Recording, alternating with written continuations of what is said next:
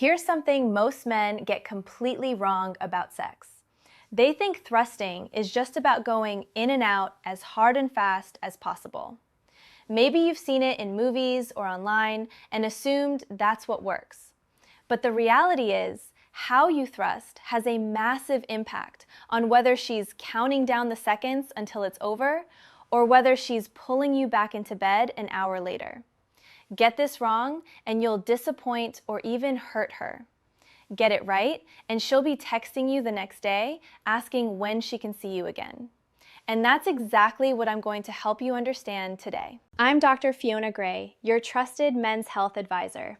Here's the plan for today. First, why starting slow isn't just nice, it's biologically necessary for her body to actually enjoy what's happening. Then, the specific techniques that amplify pleasure for both of you, including the one thing 99% of men completely ignore. And finally, how paying attention to her responses transforms you from average to unforgettable in bed. Most guys spend years repeating the same mistakes because nobody ever taught them how female anatomy actually responds during sex. Let's start with the single biggest mistake men make when it comes to thrusting: starting too hard and too deep right from the beginning. If you're like most guys, you've probably seen sex scenes where penetration happens and immediately it's aggressive, fast, deep thrusting. And you might assume that's what women want because that's what gets portrayed everywhere. But here's what's actually happening in her body that makes this approach terrible. Women's bodies take significantly more time to warm up than yours does. During arousal, the vaginal opening actually expands to enable deeper penetration comfortably. But this doesn't happen instantly. It takes time. Blood flow increases, the vaginal canal lengthens, lubrication increases, and the muscles relax. This is a process, not a switch that flips the second penetration starts. So when you start thrusting hard and deep immediately, before her body has had time to fully respond, it's guaranteed to be uncomfortable or even painful for her. Now, she might not tell you this because she doesn't want to hurt your feelings, or she's uncomfortable speaking up, or she genuinely thinks this is how sex is supposed to feel because other guys have done the same thing. But regardless of whether she says anything, you should understand that biologically, her body isn't ready for that intensity yet. Starting slow gives her body time to relax and fully open up. And when you do eventually build to deeper, harder thrusting, it feels incredible for her instead of painful. This isn't about being timid or hesitant. It's about understanding how arousal works in the female body and adjusting your approach accordingly. Slow doesn't mean boring, it means strategic. The second technique that changes everything is teasing. And this applies to thrusting specifically, not just foreplay. Teasing is about strategically varying intensity to amplify her pleasure through anticipation and craving. Here's the psychology behind why this works so well. When she's experiencing intense pleasure during sex, her body adapts to that level of stimulation. Those feelings build as she goes deeper into the experience. But when you temporarily take away that extreme pleasure, when you press pause on the intensity, you're creating a contrast that makes her want it even more. You're activating her desire and making her crave what you just took away. This sense of craving will double or triple the intensity of her pleasure when you finally give her what she wants again. So here's how this works in practice. When you find yourself getting into a harder, faster rhythm that she's clearly enjoying, let her experience that for a bit. Then pull back. Slow everything down dramatically. Enter her slowly and shallowly instead of hard and deep. And watch her reaction. She's going to be squirming, probably trying to pull you deeper, begging you to give it back to her. And that's when you know you've got her exactly where you want her. Once you build up your speed and intensity again, you'll see what a powerful effect this contrast has on her body. The pleasure hits completely differently after being denied it. One critical warning though, don't try this teasing technique right when she's approaching orgasm. If you pull back intensity right before she's about to climax, she's going to be genuinely frustrated with you, and not in a good way. This technique works best in the earlier and middle stages of sex, when you're building arousal, not when she's right on the edge. The third element to master is varying your tempo throughout the experience. If you thrust at the same tempo for an extended period, it gets repetitive and actually becomes less pleasurable. Our nerve endings adapt to consistent stimulation patterns and become less sensitive to them over time. That's why mixing up your tempo is crucial. Your tempo should shift based on several factors: what position you're in, how close either of you is to orgasm, and how far into the experience you are. If you're early in the experience, facing each other, kissing, connecting, you can go slower and savor the intimacy. If you're further along and she's bent over in a position like doggy style, you can go harder and faster.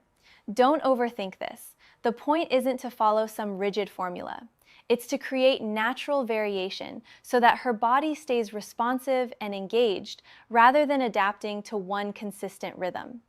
As long as you're varying tempo based on the moment and what feels right, both of you will enjoy the experience significantly more. Now, before I get to the fourth technique, let me tell you about something that's going to save you from making embarrassing mistakes when it comes to oral sex. I've put together a free resource called 10 Oral Sex Mistakes That Kill Her Pleasure. This covers the most common errors guys make when going down on a woman. Things that seem minor, but completely ruin the experience for her. A lot of men think they know what they're doing, but they're actually doing things that turn her off or make her uncomfortable without realizing it. You'll find the link in the description.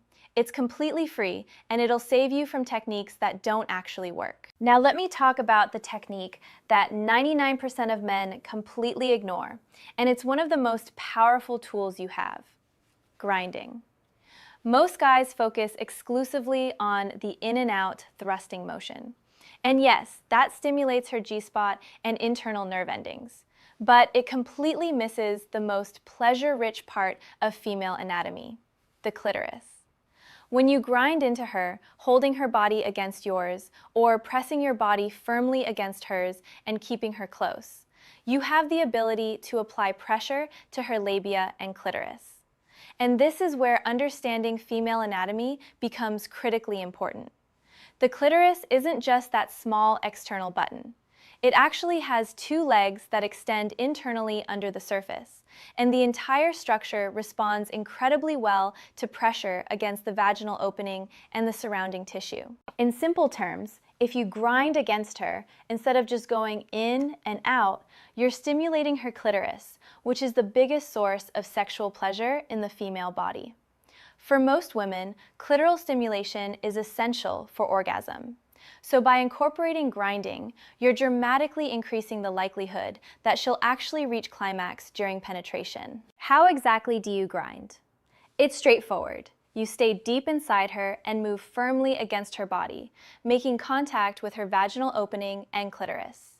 This isn't aggressive or rough. It's controlled pressure. Some positions, like missionary and cowgirl, make grinding much easier to execute. Other positions make it harder, so you'll need to experiment and adjust based on what you're doing. But either way, I strongly encourage you to use this technique. Not only does it massively increase pleasure for her, but it's also a strategic way for you to take a breather and recharge.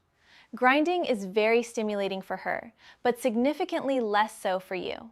So if you find yourself getting close to climax too early, switching to grinding lets you slow down your own arousal while still keeping her pleasure high.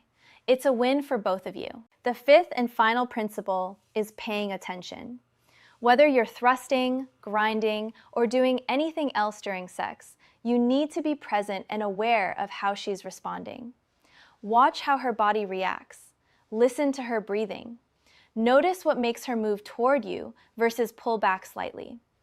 Pay attention to vocalizations, muscle tension, all of it. This knowledge is what allows you to create the best possible experience for both of you, not just once, but consistently over time. Too many guys get trapped in their own heads during sex, worrying about performance, second-guessing themselves, thinking about whether they're doing it right. And because they're mentally checked out, they never actually learn what works for them and for the woman they're with. Being present and attentive makes you a better lover than most men by default. It's not complicated. You're simply paying attention to what's happening in real time and adjusting based on her responses. That responsiveness, that presence, is what separates mediocre sex from the kind of experience she'll be thinking about days later. One more thing before I wrap up. Women are significantly more likely to enjoy sex and reach orgasm when they feel emotionally connected to the man they're with. Sex for women isn't purely physical, it's emotional as well. Even if you've just started dating or it's a casual situation, the stronger the emotional bond, the better the sex will be for her, and the more she'll want to keep coming back. Building that connection doesn't require grand gestures. It comes from how you communicate, how present you are, how you make her feel seen and valued. If this video gave you some clarity on what you've been doing wrong, go ahead and subscribe so you don't miss future content. Leave a comment below. Which of these 5 techniques surprised you most? Or which one are you going to try first? I read the comments. Thanks for watching, and I'll see you in the next one.